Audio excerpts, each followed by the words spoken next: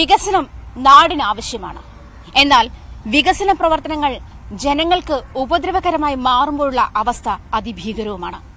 അത്തരത്തിലുള്ള ഒരു അവസ്ഥയുടെ നടുവിലാണ് ഞങ്ങളിപ്പോൾ. ഞാനിവിടെ ചോദിക്കാൻ ഇന്ന് ചർച്ച ചെയ്യുന്നതാണ്, വികസനം ജനങ്ങൾക്ക് ഉപദ്രവമാകുമ്പോൾ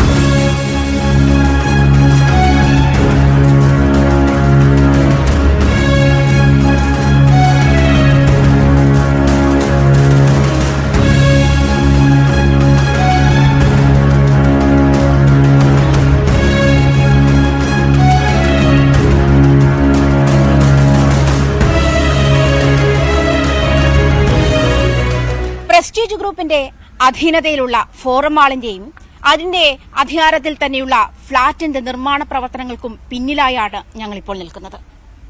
ഇവിടെ നിന്നും കാനിയിലേക്ക് ഇവരുടെ നിർമ്മാണ തൊഴിലാളികളുടെ വിസർജ്യങ്ങളൊക്കെ ഒഴുക്കിവിടുന്നത് ഈ ചുറ്റുവട്ടത്തുള്ള ജനങ്ങൾക്ക് അങ്ങേയറ്റം ബുദ്ധിമുട്ടായിരിക്കുകയാണ്. രോഗങ്ങൾ ഒഴിയുന്നില്ല. ഓരോ വേലിയേറ്റത്തിലും ഇവരുടെ വീടുകൾക്കുള്ളിലേക്ക് മാലിന്യം വന്നു കയറുകയാണ്.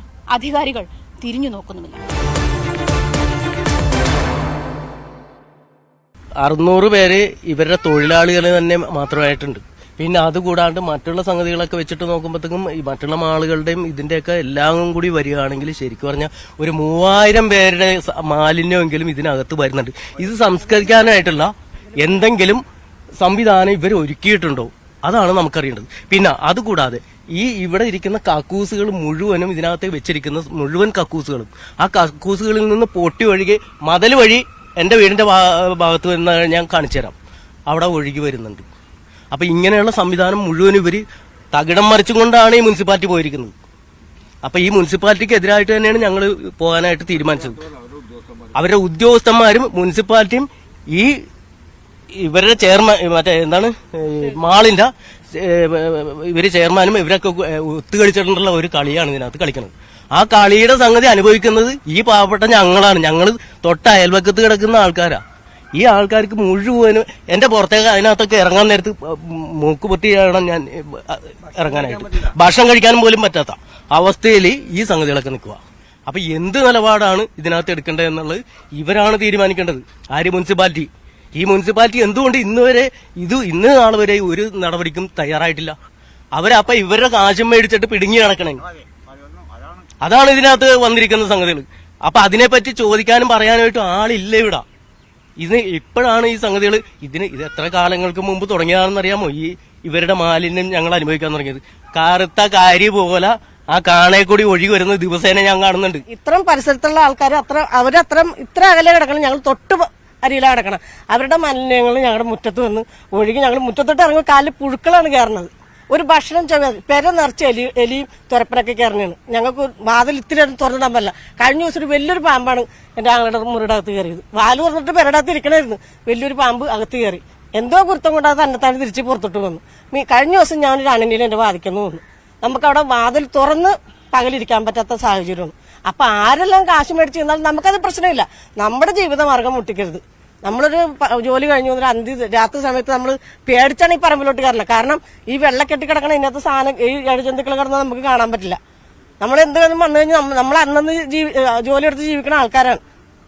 പിന്നെ നമ്മൾ നമ്മുടെ മെമ്പർ വിളിച്ച് പരാതി പറയും. മെമ്പർ എന്താന്ന് വെച്ചാൽ നമുക്ക് സഹായം ചെയ്യുന്നുണ്ട്. പക്ഷെ പറഞ്ഞ് ചെയ്യണമെന്ന് വെച്ചാൽ അവര് മെമ്പർ വിളിച്ച് പറയുമ്പോ ഇപ്പൊ ചെയ്തേക്കട്ടെ ഞാൻ പല പ്രാവശ്യം മെമ്പറിനെ വിളിച്ച് പറയുമ്പോൾ മെമ്പർ എന്നോട് രമേ ഞാൻ അവരോട് വിളിച്ച് പറഞ്ഞിട്ടുണ്ട്, അവർ വരാന്ന് പറയണം. ഇത് ഇങ്ങനെ പറയല്ലാണ്ട് ഞാൻ ഇത് 2-3 പ്രാവശ്യം വിളിച്ച് ഈ പ്രസ്റ്റേജുകാരോട് ഞാൻ പറഞ്ഞു, ഇനി ഇവിടെ ഞാൻ വേസ്റ്റ് അങ്ങോട്ട് പ്രസ്റ്റേജിന്റെ അകത്തോട്ട് വലിച്ചെറിയും. അത് അപ്പാപ്പ എടുക്കണല്ല, കൂട്ടിവെക്കും. മത്സ്യത്തിന്റെ സാധനങ്ങൾ കൂട്ടി വെച്ചിട്ട് ഞാൻ അപ്പുറത്തോട്ട് എറിയും. അപ്പോഴത്തേനും നിങ്ങൾക്ക് അതിന്റെ വില എന്താണെന്ന് മനസ്സിലാവും. അത് കഴിഞ്ഞ് തരപ്പണം ഇവിടെ കൊണ്ടുവന്ന് 2-3 ലോഡ് കച്ചറ അടിച്ച് എനിക്ക് തന്നു. വെള്ളം കുഴി ഞങ്ങൾ നീന്തിയാണ് ഞങ്ങളുടെ പിള്ളേരൊക്കെ ഒരു നീന്തിയാണ് പെരയുടെ അകത്തോട്ട് കയറുന്നത്. ഈ മലിനജലം ഞങ്ങളുടെ മുറ്റത്ത് വന്നുകൊണ്ട് ഇപ്പോഴും ഞങ്ങളുടെ വാതിക്കല കിടപ്പുണ്ട്. ഞങ്ങൾക്ക് അവിടെ പകൽ സമയം ഇനി മഴയും കൂടി പെയ്തു കഴിഞ്ഞാൽ ഞങ്ങൾക്ക് ഒട്ടും അതിനകത്ത് ഇരിക്കാൻ പറ്റില്ല. ഈ പുറമ്പോക്ക് ഭൂമി കൂടി വെള്ളം പോകാനുള്ള സംവിധാനം അവരുണ്ടെങ്കിൽ തരും എന്നാണ് പ്രസ്റ്റേജുകാർ പറഞ്ഞത്. ഈ പ്രസ്റ്റേജുകാർ പറയുന്ന കാര്യം ഞങ്ങൾ മുനിസിപ്പാലിറ്റി ചെന്ന് പറയുമ്പോൾ അവരിവിടെ വന്ന് നോക്കുമ്പോൾ ഇവിടെ ശുദ്ധീകരണം കറക്റ്റായിട്ട് ചെയ്തിട്ടുണ്ട്.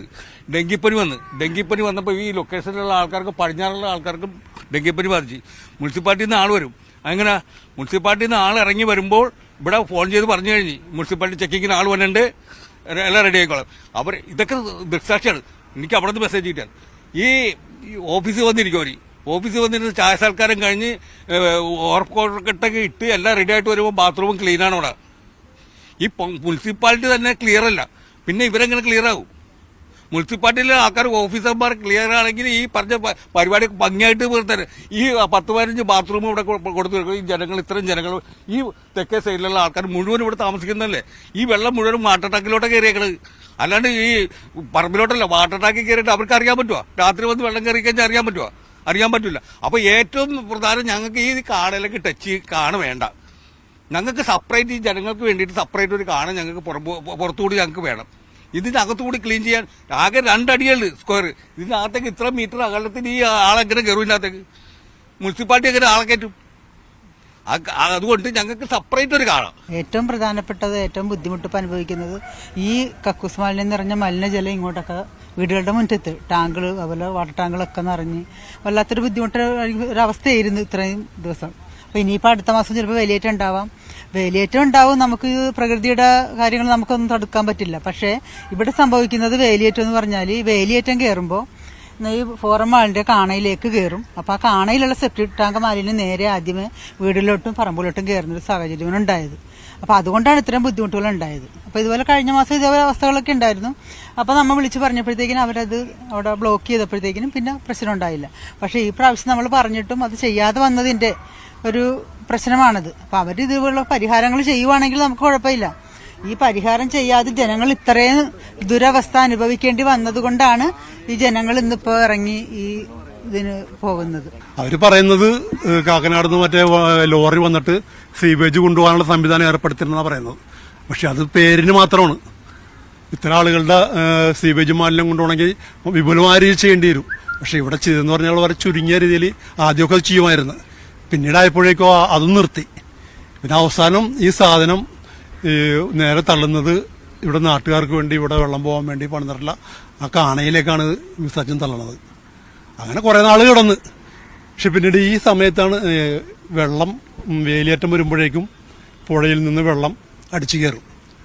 അപ്പം അങ്ങനെ അടിച്ചു കയറിയപ്പോൾ ആ കൂടത്തിൽ കൂടി ഈ മാലിന്യങ്ങളും കൂടി അടിച്ചു കയറി ഈ പ്രദേശത്തുള്ള എല്ലാ വീടുകളിലും മുറ്റത്തൊക്കെ നിറയുന്ന സാഹചര്യം ഉണ്ടായി. അപ്പം ഇതിനു മുമ്പ് തന്നെ ഈ കഴിഞ്ഞ വർഷം തന്നെ ഇവിടെ വ്യാപകമായിട്ട് എല്ലാവർക്കും ഡെങ്കിപ്പനി വന്ന്. അന്ന് അത്ര കാര്യമായിട്ട് ആരും മൈൻഡ് ചെയ്തില്ല. പക്ഷേ ഈ സംഭവം ഇത് തന്നെയായിരുന്നു.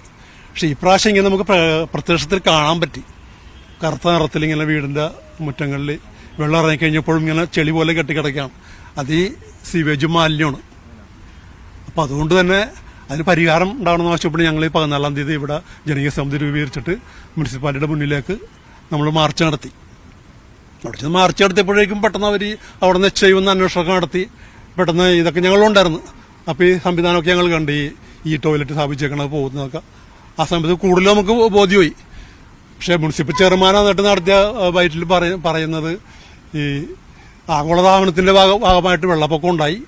അങ്ങനെ വെള്ളപ്പൊക്കം ഉണ്ടായപ്പോഴേക്കും അത് കാണാനും അടിച്ചു കയറി വന്നപ്പോൾ കുറച്ച് ചെളിവെള്ളം കയറിയുന്ന രീതി വളരെ ലഘൂകരിച്ചാണ് ചെയർമാൻ ഇപ്പോഴും പറയുന്നത്. പക്ഷെ യഥാർത്ഥ ചെളിവെള്ളമല്ല. ഞങ്ങൾക്ക് ഏറ്റവും വലുത് കുടിവെള്ള ടാങ്കിലാണ് വെള്ളം കയറുന്നത്. അതൊന്നും ഒഴിവാക്കി ഞങ്ങൾക്ക് കിട്ടി. ഈ വണ്ട എല്ലാവരും കാണണല്ലേ ഇത്. ഈ മാലിന്യം മുഴുവനും വന്ന് പിറക്കാത്തോട്ടാണ് കയറാൻ പോണത്. ഇത്രയും കണ്ടില്ല, എല്ലാവരും കണ്ടല്ല. പിന്നെ എൻ്റെ മോൻ ആഴ്ചയിൽ തേച്ചെഴുകയാണ്, ടാങ്ക് തേച്ചെഴുകയാണ്. ഇനി ഇതിൽ കൂടുതൽ ഞങ്ങൾ ഈ ഇതിനകത്ത് കിടക്കണതിന് എന്ത് പരിഹാരം എന്താണെന്ന് വെച്ചാൽ ചെയ്യണം. പരിഹാരം കണ്ടു കിട്ടണം ഞങ്ങൾക്ക്. അത്ര എനിക്ക് ഈ വയസ്സുകാലത്ത് എൻ്റെ പ്രാണം പോണത് ഇതും കണ്ടു പോകണ്ടെന്നുള്ളൊരൊറ്റ. എന്തൊരു അഴുക്കാണെന്നറിയുള്ളത്. നമുക്ക് കാല് വെക്കാൻ പറ്റില്ല. കാല് പുകയാണ് ഈ വെള്ളത്തിൽ ചവിട്ടുമ്പോ. അതേപോലെ അകത്തേക്ക് അടുക്കളയില് നമ്മൾ പാചകം ചെയ്യണതുണ്ടല്ലോ, ഞാൻ ആ വെള്ളത്തിൽ നിന്നിട്ടാ എത്ര പ്രാവശ്യം ഓരോരുത്തരോടും ചെന്ന് ഞാൻ പറഞ്ഞിട്ടുണ്ടെന്നറിയും. അത്ര ബുദ്ധിമുട്ടാണ് ഞങ്ങക്ക്.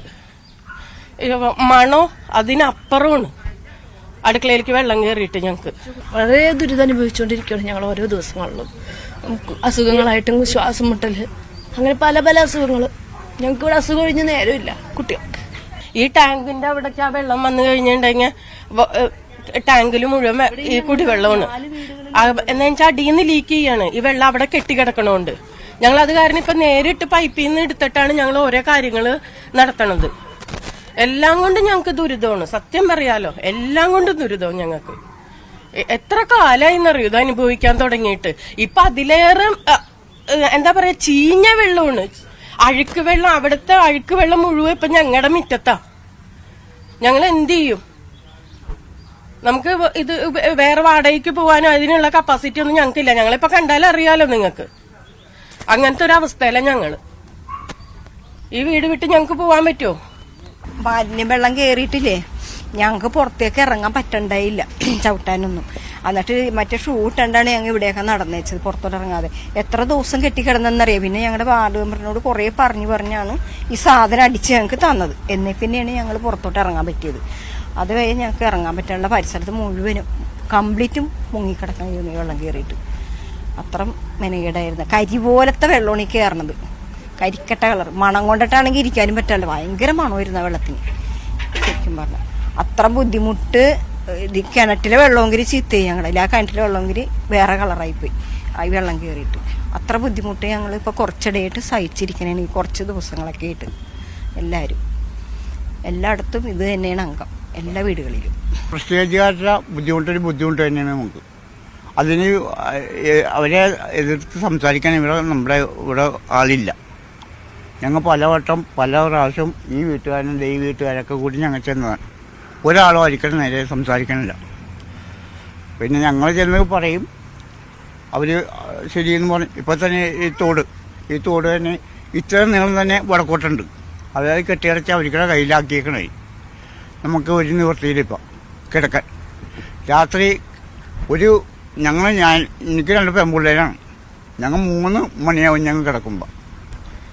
അത്ര കിടക്കാൻ പറ്റില്ല, അത്ര സ്വരമാണ്. അത് അറിയണമെങ്കിൽ ഞാൻ പറയണമെന്ന് പറഞ്ഞിട്ടുണ്ടെങ്കിൽ രാജീവ് തമ്മി, നമ്മൾ മുൻ കൗൺസിലറാണിത്, അവർക്കറിയാം. ഒരു 8 മണിക്ക് തുടങ്ങിക്കഴിഞ്ഞാൽ രാത്രി 2 മണി 3 മണി വരെ ഈ സാധനം ഉച്ചപ്പാട് തലക്ക് വിളി ഉണ്ടാവില്ല. വീട്ടിൻ്റെ അകത്തിരുന്ന് നമുക്ക് സംസാരിക്കാൻ, പിള്ളേരായിട്ട് വർത്താനം കൂടി പറയാൻ പറ്റില്ല. അത് അത്ര ബുദ്ധിമുട്ടാണ് നമുക്ക്. അപ്പോൾ ഇതിനെന്തെങ്കിലും ഒരു പരിഹാരം നമുക്ക് മെയിനായിട്ട് കാണണം. അതാണ് നമുക്ക് പറയാനുള്ളത്. ഇവർക്ക് മാലിന്യം ഒഴുകണത് ഞാൻ നേരിട്ട് ഇപ്പോൾ കാണിച്ചു തരാം. ഇതിപ്പോൾ വന്നാൽ ഞാനിപ്പോൾ കാണിച്ചു തരാം. അത് ഉറപ്പായിട്ടുള്ള കേസാണ്. അത് ഇപ്പോഴും അത് 3 പൈപ്പാണ്. ഈ 1.5 അടി സ്ക്വയറുള്ള പൈപ്പ് 3 ഈ എൻ്റെ വീടിൻ്റെ തൊട്ട് ഇതിലെ കാനയിലേക്ക് ഇട്ടേക്കണേ. അത് നേരിട്ട് നമ്മൾ ഇപ്പോൾ കാണിച്ചു തരാം. പ്രസ്റ്റേജിൻ്റെ ഈ 10,000-3000 ആൾക്കാരുടെ മൂത്രവും മലവും കൂടി വന്ന സാധനം ഇപ്പോഴും നമ്മൾ കാണിച്ചു തരാം.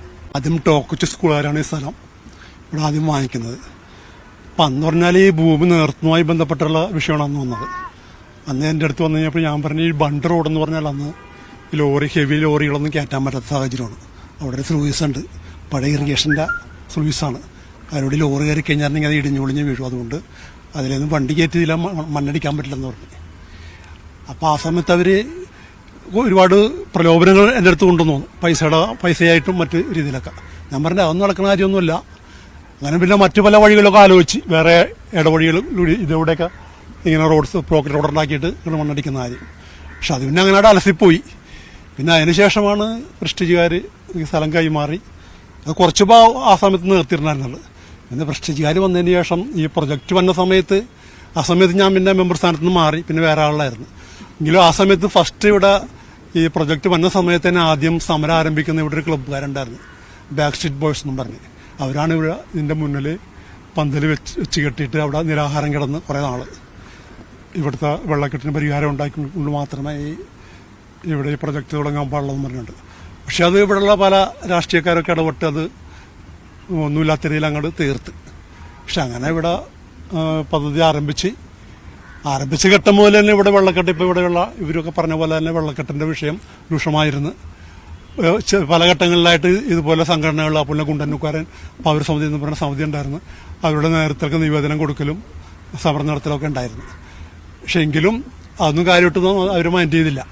പിന്നീട് ഇപ്പം ഈ സന്ദർഭത്തിലാണ് ഏറ്റവും കൂടുതൽ രൂക്ഷമായത്. എന്ന് പറഞ്ഞാൽ 500 തൊഴിലാളികളുണ്ടെന്നാണ് ഇവിടെ ഇതര സംസ്ഥാന തൊഴിലാളികൾ. ഞങ്ങളെ സംബന്ധിച്ച് പറയാനാണെങ്കിൽ ഈ മാള് വരുന്നതിനോട് ഞങ്ങൾക്ക് യാതൊരുവിധ എതിർപ്പുമില്ല.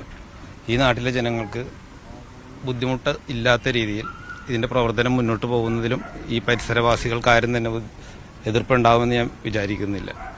പക്ഷേ ഈ മാളിന്റെ നിർമ്മാണവുമായി ബന്ധപ്പെട്ട് തുടക്കം മുതൽ തന്നെ പല വീടുകളും ഡാമേജായ ഒരവസ്ഥയുണ്ടായി. അത് അവരുടെ ശ്രദ്ധയിൽ പല പ്രാവശ്യം ശ്രദ്ധയിൽപ്പെടുത്തിയിരുന്നു. അതുകൂടാതെയാണ് ഇപ്പോൾ ഈ അടുത്ത് ഒരു 3 മീറ്റർ വീതിയാണ് ആ കാണക്ക് പറഞ്ഞ് ജനകീയമായിട്ട് ഈ പഴയ കൗൺസിലർമാരൊക്കെ ഇടപെട്ടിട്ട് 3 മീറ്ററിന്റെ ഒരു കാണ പണിത് കൊടുക്കാമെന്ന് പറഞ്ഞിരുന്നു. ഈ കാണ പൂർണ്ണമായിട്ടും അവരുടെ കോമ്പൗണ്ടിനകത്തുകൂടിയാണ് പോകുന്നത്. അന്നേരം ഇവിടെ നിന്ന് വരുന്ന വെള്ളക്കെട്ടുകൾ മുഴുവനും ഇതിനകത്തുകൂടി ഒഴുകുന്നത് കൊണ്ട് ജനങ്ങൾക്ക് ഇതിനകത്ത് കയറി പരിശോധിക്കാനുള്ള യാതൊരുവിധ വകുപ്പുമില്ല. ജനങ്ങൾ ചെല്ലുമ്പോൾ ഇവർ ഒന്നല്ലെങ്കിൽ സെക്യൂരിറ്റിനെ നിർത്തി കയറ്റാതിരിക്കുക.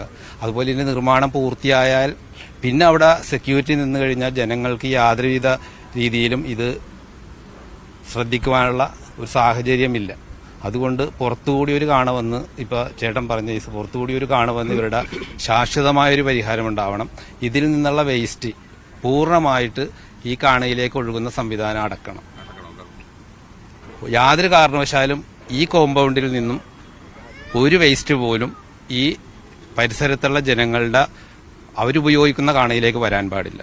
അതാണ് ഞങ്ങൾക്ക് പറയാനുള്ളത്. പൂർണ്ണമായിട്ടും ഇവിടുത്തെ ജനങ്ങൾക്ക് സമാധാനപരമായിട്ടും ആരോഗ്യപരമായിട്ട് യാതൊരുവിധ ബുദ്ധിമുട്ടില്ലാത്ത രീതിയിലും ജീവിക്കാൻ കഴിയണം. അതിനുള്ള സാഹചര്യം മുനിസിപ്പാലിറ്റി ഇടപെട്ട് ഉണ്ടാക്കണമെന്നുള്ളതും അതുപോലെ തന്നെ ആഴ്ചയിൽ ഒരിക്കലെങ്കിലും ഇത് പരിശോധിക്കുവാനുള്ള ശ്രദ്ധ മുനിസിപ്പാലിറ്റിയുടെ ഭാഗത്തു നിന്നും ഉണ്ടാവണമെന്ന് പറഞ്ഞുകൊണ്ട് നിർത്തുന്നു. അത് ഈ മലിനജലം അത് ഓരോരുത്തരുടെ വീടുകളിൽ കയറി മലിനം എന്ന് പറയുന്നത് അഴുക്കല്ല ശരിക്കും വരുന്നത്, അവരുടെ കക്കൂസ് മാലിന്യമാണ്. അത് വന്ന് നമ്മളുടെയൊക്കെ വീടിന്റെ തറയിൽ വീണ് കിടന്നു കഴിഞ്ഞിട്ട് നമ്മളത് കഴുകി നമ്മുടെ കുട്ടികളിലേക്ക് ഇറങ്ങാന്ന് പറഞ്ഞാൽ മാരകമായ അസുഖങ്ങളാണ്. ഇവിടെയുള്ള ഒരു കുട്ടികളും തികച്ച 6 ദിവസം സ്കൂളിൽ പോകുന്ന പരിപാടിയില്ല. കാരണം 2 ദിവസം എന്തായാലും ഒരു ലീവായിരിക്കും. കാരണം ഓരോ ദിവസവും എന്തെങ്കിലും അസുഖങ്ങളായിട്ട് വരും. നമുക്ക് വീണ്ടും പറയണ വികസനത്തിന് ഞങ്ങൾ ആരും ഈ നിൽക്കുന്ന ജനകീയ സമിതിയിലെ അംഗങ്ങൾ ആരും എതിരല്ല. നമുക്ക് ആവശ്യം ഇവിടെ വെള്ളക്കെട്ട് ഒഴിവാക്കുക. ഈ കക്കൂസ് മാലിന്യം ഒരു കാരണവശാലും ഈ കാനയിലേക്ക് ഒഴുക്കാൻ പാടില്ല. ഞങ്ങൾക്ക് സുഗമമായിട്ട് ഞങ്ങളുടെയൊക്കെ ഓർമ്മയിൽ ഞാനിവിടെ വിവാഹം കഴിച്ച് വരുന്നിട്ട് 30 വർഷമായി. ഞങ്ങളൊക്കെ വെള്ളത്തിൽ അലക്കി ഊരി കുളിച്ച് വരുന്ന തോടായിരുന്നു. അതിനകത്ത് ഇപ്പം ആ വെള്ളത്തിൽ ഞങ്ങൾക്ക് തൊടാൻ പറ്റാത്ത അവസ്ഥ, തൊട്ടാൽ നമുക്ക് ചൊറിയും അല്ലെങ്കിൽ അസുഖങ്ങൾ വരും. അപ്പോൾ നമ്മൾക്ക് ഈ പറയുന്ന പോലെയുള്ള ഞങ്ങൾക്കിവിടെ സൗകര്യമായിട്ട് ജീവിക്കണം. എന്റെ വീടിന്റെ മുറ്റത്ത് വരെ വെള്ളമാണ്, നടക്കാൻ പറ്റില്ല. ഇത്രയും വെള്ളത്തിൽ ഇപ്പൊ വെള്ളത്തിൽ നീന്തിയിട്ടാണ് ഞാൻ ഇപ്പൊ കയറി വന്നത്. ഇപ്പൊ നിങ്ങൾ അങ്ങോട്ട് വന്ന് അത് കാണണമെന്നാണ് എന്റെ അഭിപ്രായം. എന്ന് പറയാൻ കക്കൂസ് മാലിന്യം തന്നെയാണ്, വേറെ ഒന്നുമല്ല. എന്റെ വീട്ടിൽ കുഞ്ഞുങ്ങളെല്ലാവരും ഉള്ളതാണ്. ഇപ്പൊ എന്റെ വീട്ടിൽ നടക്കുന്നുണ്ടെങ്കിൽ ഇത്രയും വെള്ളത്തിൽ നടക്കണം, കൊതുകും എല്ലാം പിടിച്ച് നടക്കണം. ഇപ്പൊ നിങ്ങൾക്ക് വരുമ്പോ കാണാം അത്ര ഗീതിയുടെ ഇപ്പൊ ഓടി വന്നാണ് നിങ്ങൾ. ഈ വെള്ളം കാരണം നിങ്ങളെ കാണിച്ചു തരാം. ഇപ്പൊ നിങ്ങൾ അവിടെ വന്ന് ലൈവായിട്ട് ഫോട്ടോ എടുക്കും. ഇപ്പൊ എന്റെ വീട്ടിൽ ഇവിടെ തൊട്ടടുത്താണ്. ഇപ്പൊ വെള്ളത്തിൽ നീന്തിയിട്ട് ഞാനിപ്പോ ഇങ്ങോട്ട് വന്നത്. ഇതിന് പരിഹാരം എന്ന് പറയുന്നത് ഇത് ഏറ്റവും വലിയ പ്രശ്നം എന്ന് പറഞ്ഞാൽ ഇവിടുത്തെ തൊഴിലാളികളുടെ അനധികൃതമായിട്ട് താമസിപ്പിച്ചിരിക്കുന്ന തൊഴിലാളികൾ അത് എത്ര പേരുണ്ടെന്ന്. അതായത് ഞാൻ അന്ന് ഇവിടെ ധർണയായിട്ട് ചെന്ന് കഴിഞ്ഞപ്പോൾ ചെയർമാനെ കണ്ട് നേരിട്ട് പറഞ്ഞു എന്റെ വീടിന് തൊട്ടടുത്താണ് ഈ കക്കൂസ് സ്ഥാപിച്ചേക്കുന്നത്. ഞാനപ്പോൾ ഇടയ്ക്ക് ഫോട്ടോയൊക്കെ എടുത്ത് വെച്ചിട്ടുണ്ട്. ആ ഫോട്ടോ എല്ലാം കാണിച്ചിട്ട് പറഞ്ഞ് ഡയറക്റ്റായിട്ട് കൊടുത്തേക്കുന്നത് ഫോട്ടോയിലൂടെ കാണിച്ചു കൊടുത്തു. അപ്പോൾ ചെയർമാൻ അപ്പം തന്നെ ഹെൽത്ത് ഇൻസ്പെക്ടർ HIനെ വിളിച്ച് പറഞ്ഞ് ഇപ്പം തന്നെ അങ്ങനെ പോയി പരിശോധന നടത്തുമെന്ന് പറഞ്ഞു. അപ്പോൾ അവർ വന്നപ്പോൾ അവരുടെ പുറകെ ഞാനും 3-4 സുഹൃത്തുക്കൾ, ഞങ്ങൾ ചുറ്റുവട്ടത്തുള്ള 3-4 സുഹൃത്തുക്കളും അവരുടെ പുറകെ വന്നായിരുന്നു. അപ്പോൾ അവർ വരുന്ന വഴിക്ക് തന്നെ അവരുടെ പുറകെ നടന്ന് ഞാൻ വീഡിയോ എടുത്ത് കാണിച്ചു കൊടുത്തു എല്ലാ കാര്യങ്ങളും. പിന്നെ ഇതുപോലെ കാണയിലെ അവസ്ഥകളെല്ലാം കാണയിലെ ആളുകൾ ഇറങ്ങി ഇപ്പം ഇവിടെ പ്രക്ഷോഭം ഉണ്ടാക്കാൻ തുടങ്ങിയപ്പോൾ കാണയിൽ ഇറങ്ങി നിന്ന് ക്ലീൻ ചെയ്യണേന്ന്. എന്നിട്ട് അത് കൊണ്ടുപോയി ഇവർ കാണാത്ത കുറേ സ്ഥലങ്ങളുണ്ട്.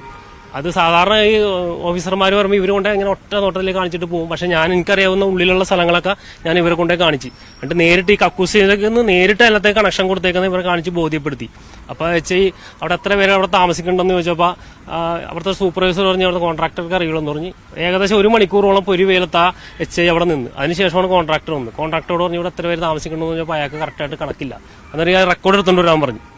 ഇത്രയും വലിയൊരു കമ്പനിയാണ്, ഇത്രയധികം തൊഴിലാളികൾ താമസിക്കുന്ന സ്ഥലമാണ്, അതും അന്യസംസ്ഥാന തൊഴിലാളികൾ. അവരെ കുറിച്ച് യാതൊരു റെക്കോർഡുകളും ഇല്ലെന്നുള്ളതാണ്, യാതൊരു റെക്കോർഡുകളും ഇല്ല.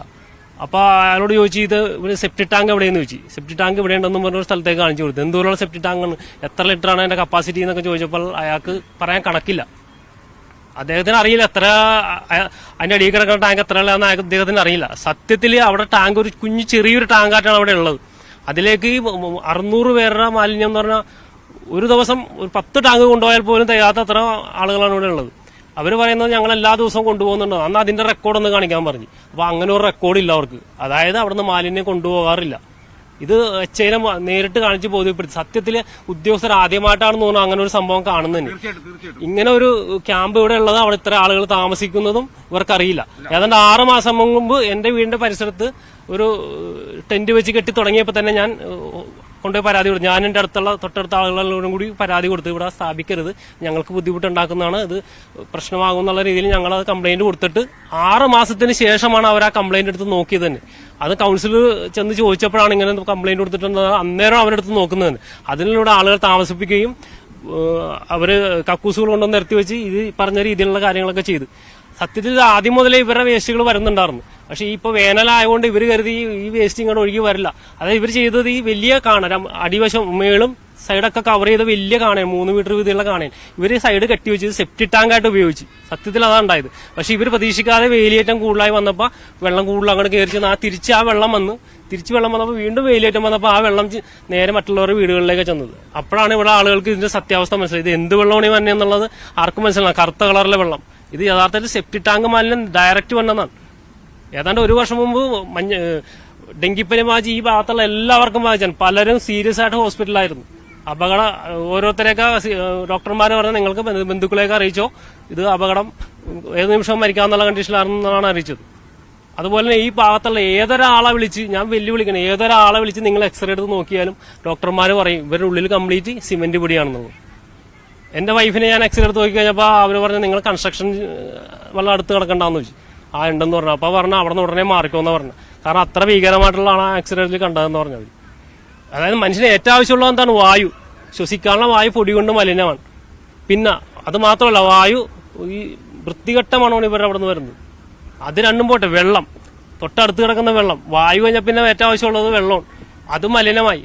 അത് മലിനമായ പുഴുക്കളും കൊതുകുകളും കൊണ്ട് നിറഞ്ഞിരിക്കണേ. ഒരു മനുഷ്യനെ ദ്രോഹിക്കാവുന്നതിന് അപ്പുറമായി. കുറച്ചൊക്കെ ഞങ്ങൾ സഹിച്ചാൽ ഒരു വികസനം വരുമ്പോൾ ചെറിയ പ്രശ്നങ്ങളൊക്കെ നമുക്ക് ഉണ്ടാവും, എല്ലാവരും ക്ഷമിക്കാൻ തയ്യാറാവും. പക്ഷെ ഇത് നമ്മൾ ഒരു പരാതി കൊടുത്തു കഴിഞ്ഞാൽ ആ പരാതി കൊടുക്കുന്ന അതോറിറ്റി, ഇവിടുത്തെ മുനിസിപ്പാലിറ്റി അതിനുവേണ്ട എന്തെങ്കിലും നടപടി ചെയ്യുക, അല്ലെങ്കിൽ ആ കമ്പനിക്കാരെ വിളിച്ചു പറഞ്ഞ് അവരെ ചെയ്യിക്കുക. ഇത് രണ്ടുമില്ല. രണ്ടുപേർക്ക് ഉത്തരവാദിത്തമില്ല. അതേപോലെ ജനങ്ങളെ വഞ്ചിക്കുന്ന അവസ്ഥയാണ്. ഈ കാണപണത് ഈ കമ്പനി ആരംഭിക്കുന്നതിന് മുമ്പ് തന്നെ ഇവിടെ സമരം ഞങ്ങൾ നാട്ടുകാർ കൂടി പറഞ്ഞത് മൊത്തം കാണപണി കഴിഞ്ഞിട്ട് ഈ ബിൽഡിംഗ് ഇതിന്റെ കൺസ്ട്രക്ഷൻ വർക്ക് തുടങ്ങാൻ പാടില്ലെന്ന് പറഞ്ഞു. പക്ഷേ അവര് തുടങ്ങിക്കോട്ടെ, അതിനിടെ കൂടെ ചെയ്തോളൂ എന്ന് പറഞ്ഞു. പക്ഷെ ഇവര് ചെയ്തുകൊണ്ടിരിക്കുന്നത് 7 വർഷമായിട്ടും ഇതിന്റെ പണി കഴിഞ്ഞിട്ടില്ല, കാണയുടെയും പണി കഴിഞ്ഞിട്ടില്ല. ഇവിടുത്തെ ആളുകളുടെ ആ ദുരവസ്ഥ ഇങ്ങനെ തുടർന്നുകൊണ്ടിരിക്കണേ. ഇങ്ങനെ പോയി കഴിഞ്ഞാൽ ഈ ഒരു ഇപ്പൊ മഴക്കാലം അല്ലാത്തതുകൊണ്ടാണ് കൂടുതൽ പകർച്ചവ്യാധികളൊന്നും ഇല്ലാത്തത്. ഈ ഇത്തരം മലിനമായ ജലം കൊണ്ട് എല്ലാ വീടുകളിലും കയറിക്കൊണ്ടിരിക്കുമ്പോൾ നല്ല രീതിയിൽ തന്നെ എല്ലാവർക്കും അസുഖങ്ങളുണ്ട്. അല്ലാതെ തന്നെ എല്ലാവർക്കും അസുഖങ്ങളുണ്ട്. ഇനിയിപ്പോ അതായത് HI വന്ന് നേരിട്ട് കണ്ട് ബോധ്യപ്പെട്ടപ്പോൾ, ഞാൻ അയാൾ അവിടെ 1 മണിക്കൂറോളം അദ്ദേഹം ആ വെയിലത്ത് നിന്ന് കണ്ട് ബോധ്യപ്പെട്ടപ്പോഴാണ് ഈ ഒരു ചെറിയൊരു സ്റ്റേക്ക് വേണ്ടി ഉത്തരവ് വിട്ടത് മാത്രം. അതും ഇത്രയും ആളുകൾ ഒരുമിച്ച് നിൽക്കുന്നിടത്ത് പുള്ളിക്ക് കണ്ട് ബോധ്യപ്പെട്ടത് കൊണ്ട് മറ്റു മാർഗങ്ങളില്ല. അതായത് സത്യത്തിൽ പിടിച്ചോണ്ട് പോണ പോലെ കൊണ്ടുപോയി അവിടെ നിർത്തി കാണിച്ച്, അതായത് അവിടുത്തെ ദുർഗന്ധം, അതുപോലെ മറ്റ് വേറെ ഏത് ഡിപ്പാർട്ട്മെന്റിൽ നിന്ന് ആളുകൾ വന്നിട്ടുണ്ടായി. അവർ വന്നപ്പോൾ ഇതൊക്കെ തുറന്ന് കാണിച്ചു കൊടുത്തു. അവർക്ക് ഒരു സെക്കൻഡ് നേരം പോലും അവിടെ നിൽക്കാൻ പറ്റില്ല. അവരപ്പം തന്നെ പോയി കളഞ്ഞു. അപ്പോഴാണ് അവർക്കത് ബോധ്യപ്പെട്ടത്. ഇവര് സത്യത്തിൽ ഇവര് നാട്ടുകാരെ എല്ലാവരും ചേർന്ന് വഞ്ചിക്കണായിരുന്നു. ഒരു മനുഷ്യന് ചെയ്യാവുന്നതിന് അതിലപ്പുറത്തുള്ള ക്രൂരതയാണ് ഓരോ അയൽവക്കത്തുകാരോടൊക്കെ ചെയ്തേക്കുന്നത്. ഇതിനൊരു അറുതി വരുത്തുന്ന ഈ ക്യാമ്പ് ഇവിടെ നിന്ന് മാറ്റണം എന്നുള്ളതാണ് ഏറ്റവും നല്ല ഇതിനൊരു പരിഹാരം. കാരണം ഇങ്ങനെ ഒരു ക്യാമ്പ് ഇവിടെ ഉണ്ടെങ്കിൽ ഈ ദുരിതങ്ങൾ കൂടിക്കൊണ്ടിരിക്കും. വർക്കിന്റെ പൊടിയിലും കാര്യങ്ങൾ ആ സൈറ്റിൽ ചെന്ന് നമുക്ക് ആ നിയന്ത്രണം കൊടുത്തു കഴിഞ്ഞാൽ പറ്റും. പക്ഷേ ഈ ക്യാമ്പ് ഇവിടെ ഉള്ളിടത്തോളം കാലം ഇനിയും അസുഖങ്ങൾ വരും. ഇവിടെ ഡെങ്കിപ്പനി പകർന്നത് തന്നെ ഈ തൊഴിലാളികളുടെ ഇടയിൽ നിന്നാണ്. ഇവർ തൊഴിലാളികൾക്ക് ഡെങ്കിപ്പനി വരുമ്പോൾ പിന്നെ അവനെ കാണൂല, അവനെ പറഞ്ഞു വിടും. അവൻ എവിടെ പോയി ചത്തോന്ന് പോലും അന്വേഷിക്കാറില്ല. കാരണം അന്യസംസ്ഥാന തൊഴിലാളികളാണ്, കോൺട്രാക്ടർ കീഴിലാണ്, അയാൾ പറഞ്ഞു വിടും. പിന്നെ ഇനിയിപ്പോ ഇവിടെ നിന്നുള്ള ആളുകൾ അതിന്റെ ഇടയിൽ ഉണ്ടായിരുന്നു. അതിലൂടെ പറന്ന് നാട് മുഴുവനും പറന്നു. ഈ ചുറ്റുവട്ടത്ത് ഒരു 100 പേർക്കെങ്കിലും ഡെങ്കിപ്പനി വന്നിട്ടുണ്ടാവും. മനുഷ്യന് ജീവൻ നിലനിർത്താൻ അടിസ്ഥാനപരമായി വായുവും വെള്ളവും ഒക്കെ ആവശ്യമാണ്. നിർമ്മാണ പ്രവർത്തനങ്ങൾ കൊണ്ടുള്ള പൊടി കൊണ്ടും മനുഷ്യ വിസർജ്യം കൊണ്ടുള്ള വേസ്റ്റ് കൊണ്ടും ഇതൊക്കെ മലിനമാവുകയാണ്. മാലിന്യ നിർമ്മാർജ്ജന യജ്ഞത്തിന് വേണ്ടി മുറവിളി കൂട്ടുമ്പോൾ ഇത്തരത്തിൽ മലിനജലത്തിൽ ജീവിക്കുന്ന ഒരു കൂട്ടം മനുഷ്യർക്ക് വേണ്ടി ശബ്ദമുയർത്താൻ ഇവിടെ ആരുമില്ലാതെ പോകുന്നത് എന്താണ്? അതിനുവേണ്ടി അവരെ കരകയറ്റാൻ അധികാരികളൊക്കെ മൗനം പാലിക്കുന്നത് എന്തുകൊണ്ടാണ്? ഞാനിവിടെ ചോദിക്കാൻ പൂർണ്ണമാകുന്നു. നമസ്കാരം.